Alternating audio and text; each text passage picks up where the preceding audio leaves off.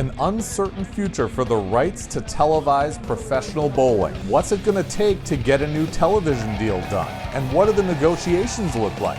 PBA Commissioner Tom Clark lets us know from All-Star Weekend now. Hey everyone, Bowling with the Fef here at Foxview Lanes in Waukesha for PBA All-Star Weekend. We've got Commissioner Tom Clark here with us. Tom, this is an exciting event. Tell me how you're feeling going in.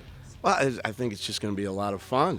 We're mixing a lot of fun with a lot of controversy in the sport of bowling. I mean, probably the two biggest controversies or things, topics of conversation for people are two-hand bowling and one-hand bowling and what's better and what's right and what's wrong. And then you have the string pins, which this is the first time we'll ever be on string pins with the PBA on TV. And that's a huge controversy. Is it right? Is it wrong? What's the differences? And so I think bowlers and bowling fans and league bowlers are going to get a lot of insight today into all the things that are going on in the game. Yeah. So that kind of begs the question. We've had regionals on string pins. Now we have an exhibition type situation on string pins. When are we going to see a full-blown national tour stop on string pins? Yeah, I mean, personally, I'm not quite ready there yet and would probably hold off at this point. But we've done so much testing. We're running the mountain regionals. We're going to have 8 regionals this year on string pins across the country. And after we have all the data from that, we'll be as comfortable as we can be. But I think that the real answer is it's inevitable. It's going to happen. It's the way things are going in our sport.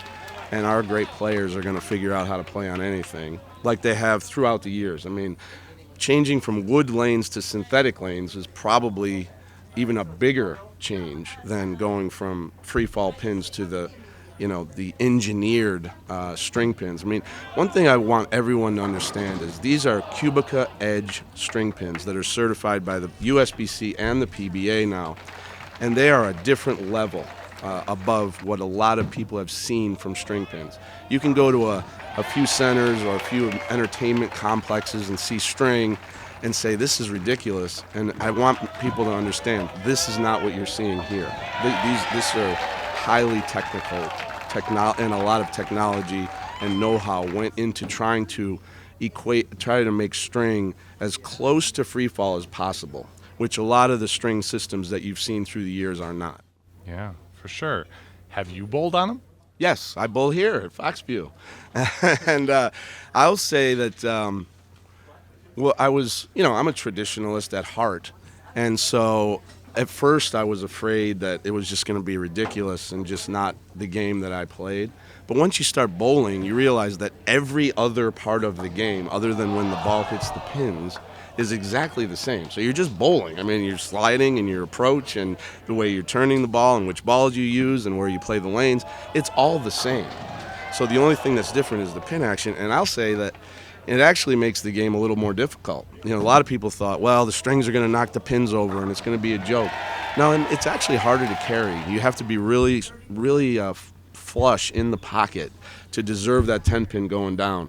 You're not going to send too many messengers. You're not going to have too many lucky taps. You're not going to get too many rolling pins knocking over the 10-pin. So I think the scoring pace actually comes down on string, and that can surprise some people. Yeah, I think so. You've obviously had contact with the players. They've been through on this ride. They've seen the regionals come and go. They've seen this coming up. Never mind the fact that a few of them are over there. But have you had any pushback? Honestly, not really. Some people have issues more on the business side of string pins and the future of the game. But when they bowl on them, most of the great players approve. Even the all-time greats, Walter Ray Williams. He won our first regional on string pins, a senior event down in Florida.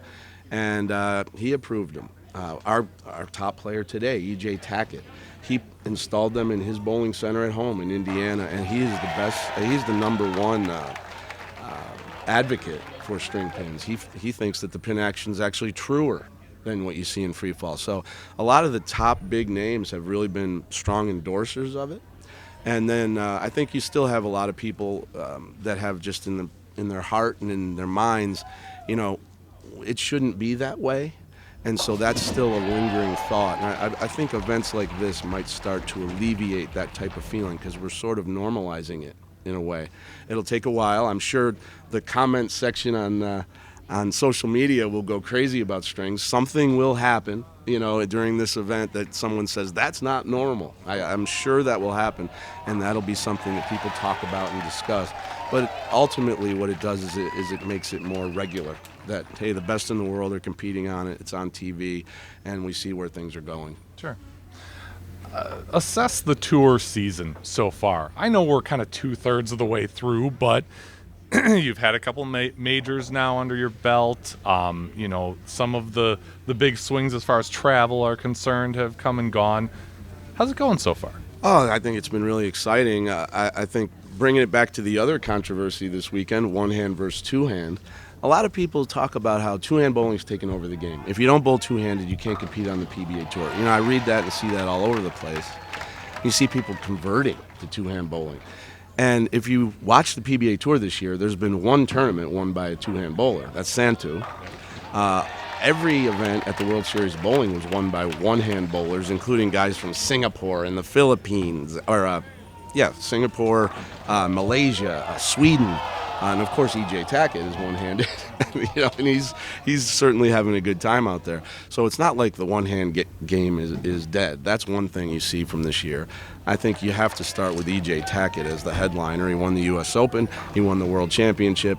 The Masters happened, and the Masters format really doesn't allow for someone to necessarily raise to the top or rise to the top like he likes to do. So it's almost an outlier, and he still bowled great in that. I think that what we're seeing him do seems remarkable. It seems incredible. And yet you go, well, don't you remember what Belmo did not that long ago? It was the same type of thing. And so to have them both out there at the same time competing, it's really creates a lot of electricity. Yeah, for sure. So everybody wants to know. The schedule kind of got put out there, and it looked like we jammed everything into the first half of the year. Yeah. And the Fox deal is going to run out. What's the deal with TV? Where do we stand? Is there going to be a new deal with Fox? Somebody else? Is there something that we aren't talking about? Well, the negotiations are still underway. Nothing's been decided. And yes, this was the last year of the current Fox contract, which meant that the season had to end in May.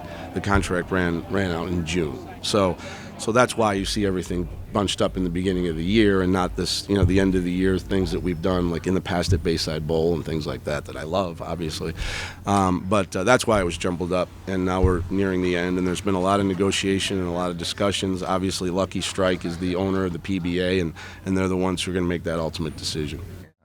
What does that look like? And I'm asking more for myself than even some of you, because I deal a lot in earned media.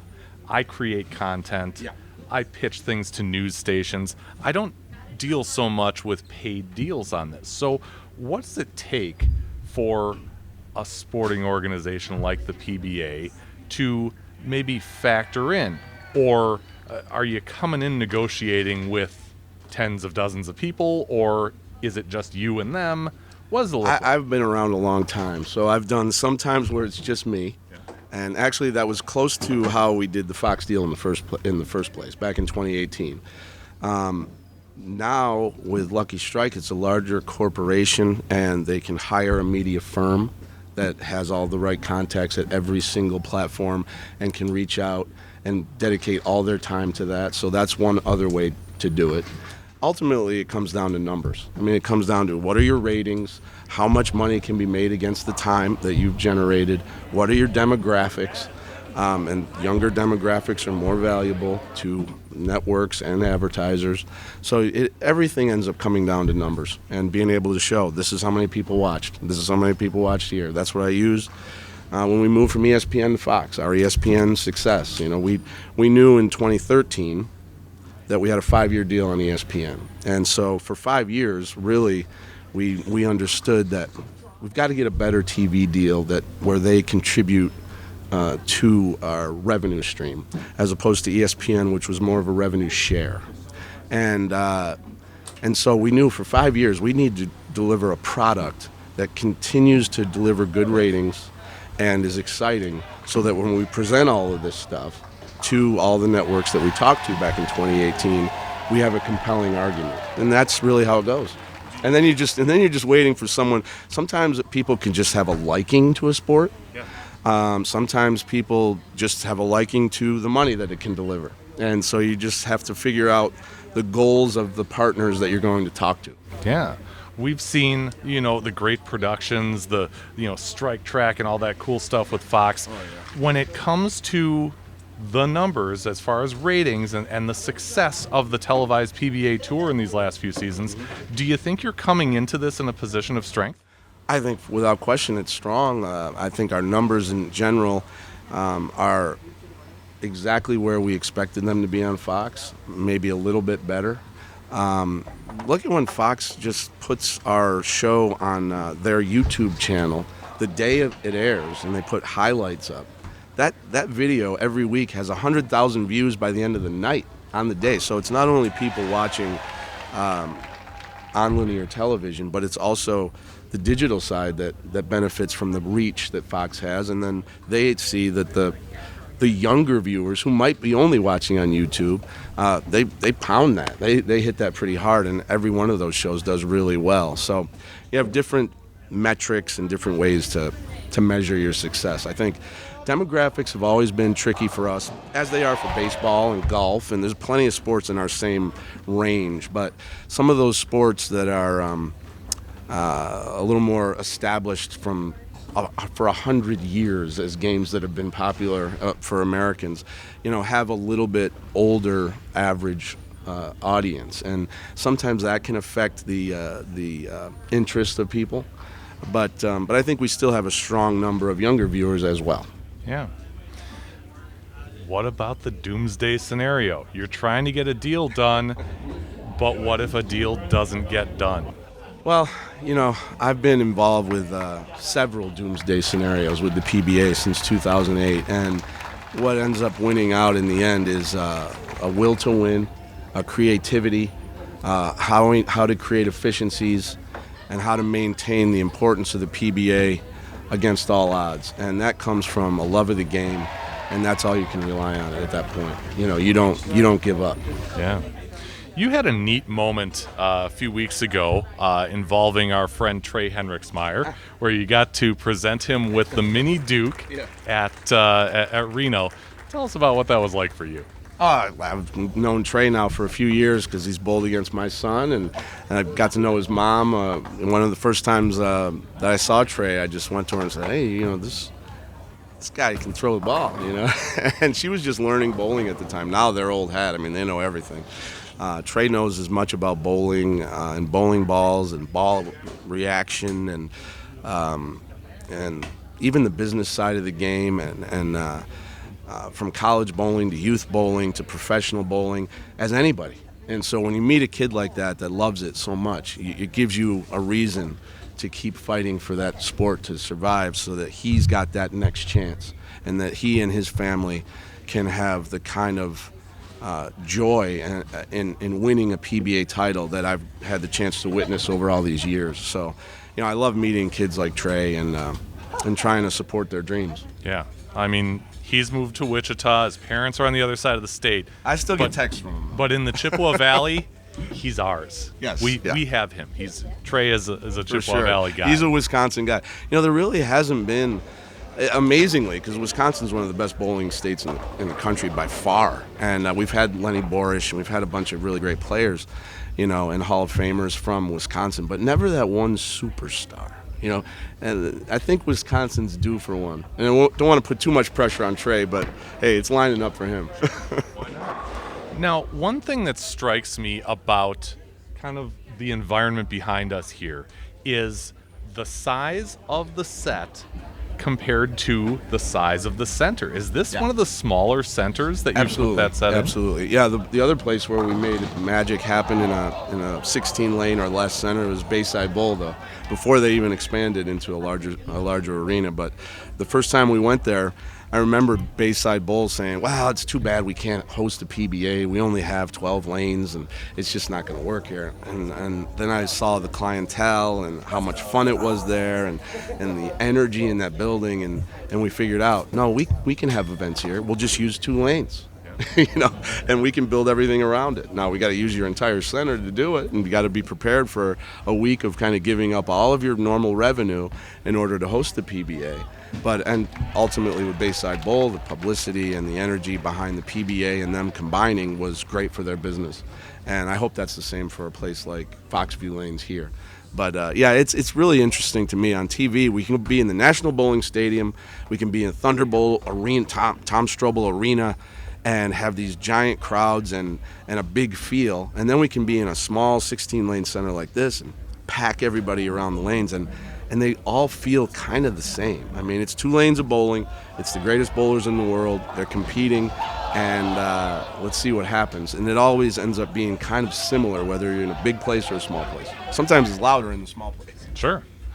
You've brought up Bayside Bowl a couple times now. Yeah, I miss it. I miss it. I wish we were back. I was going to say, can you sit here and tell me that next year, year after, Of whatever? course, I always would want to go back. We didn't break up on bad terms at all. I love. I just talked to Charlie, the proprietor, last night. I mean, I love Bayside Bowl, and I'm proud of it, and very comfortable there, and I love the way the fans are, and I just love the whole town, actually. And I got to get back there, whether it's for bowling or for the lobster stew, so.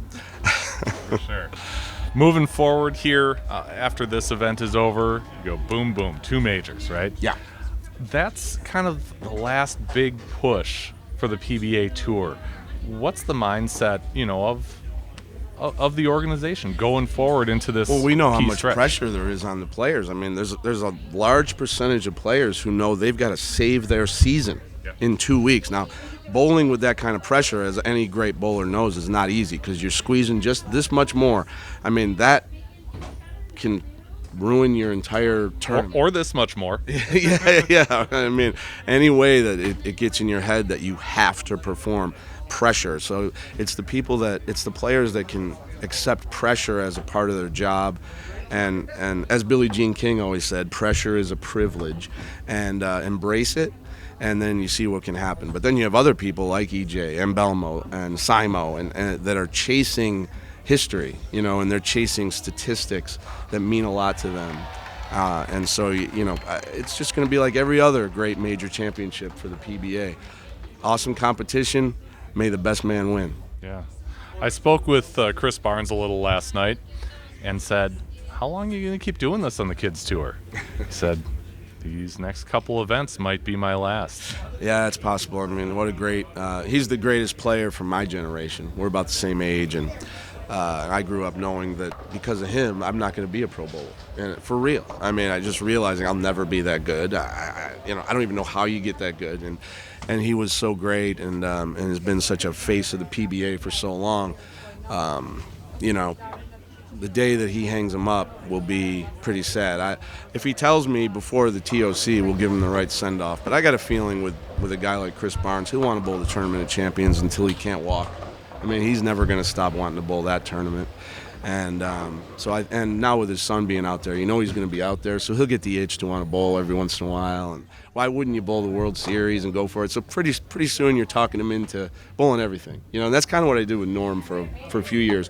He was always ready to say, well, this could be it. Well, why don't you bowl this? Why don't you do this one? Do this one. The fans want to see you. Your ball company wants you out there, because I want those familiar faces out there as much as possible. It helps set the tone for the rest of the tour when the kids can see a guy like Barnes, how he handles it.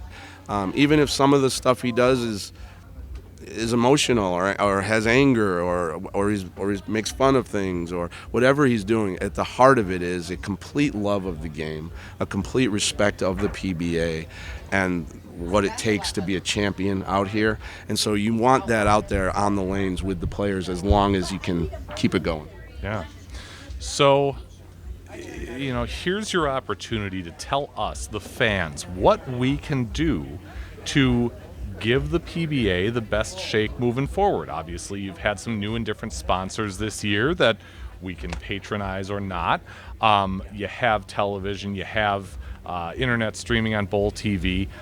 If you could tell the lot of us what we can do to keep the PBA moving in the right direction and keep bowling in the forefront, now and until the end of time, please. Well, what would you say? Social media has given, I'll say, regular people, fans, or has given people more voice than ever in the history of the planet, and so utilizing it in a way that helps share information about the PBA, share with your friends who might not be bowling fans, or even your bowling friends when we're on TV, and to watch it. I think you mentioned live streaming. I mean, we have really been presenting great product for people that paid for Bowl TV and paid for Extra Frame and paid for Flow Bowling, but we need more. So you need more people to think that investment is not only buying a ticket to see all the best professional bowlers all year long at your fingertips, but it also helps professional bowling survive, because when you can point to a large subscriber base to a product where the fans have to pay for it, you're talking about a valuable fan base. So that's really number one. I mean, you subscribe to Bowl TV. I mean, it's less than buying a bowling ball, and I think it's more valuable than a bowling ball to help your game.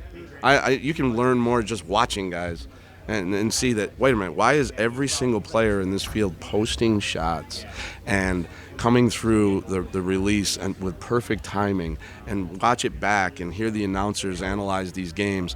And that kind of education is even more valuable than the latest, greatest ball. Still get that ball, but don't forget, you got to watch the pros if you want to be great, and compare your game to their game. Film yourself and go, okay, this is why he's better than me. Okay, well then I'm going to try to do that, So I think Bowl TV, I think social media sharing, and I think,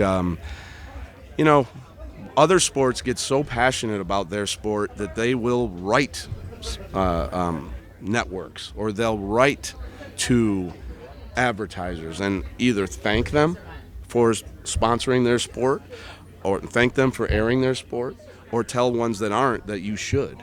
And NASCAR has been famous for that. Their fan base will just, and if a sponsor leaves, they'll attack them. Like, wait a minute, you're an enemy now. So you got to show power in numbers, and our numbers are fans, and so you're always looking for unity there and a strong message. Yeah.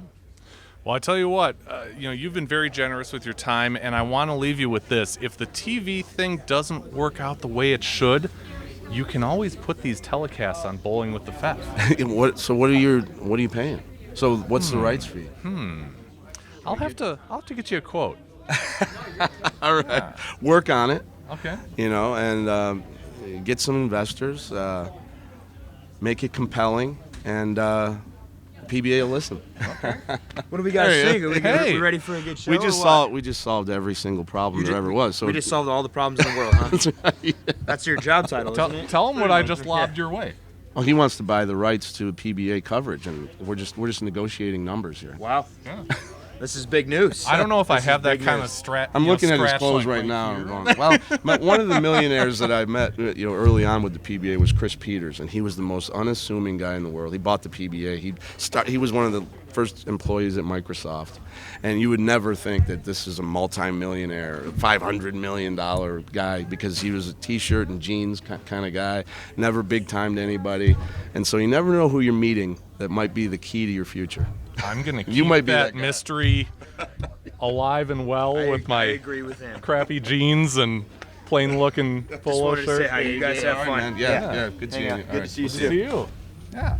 Well, thank you for all the time. Really appreciate you being so generous with your time, and it's always a pleasure to talk. Great.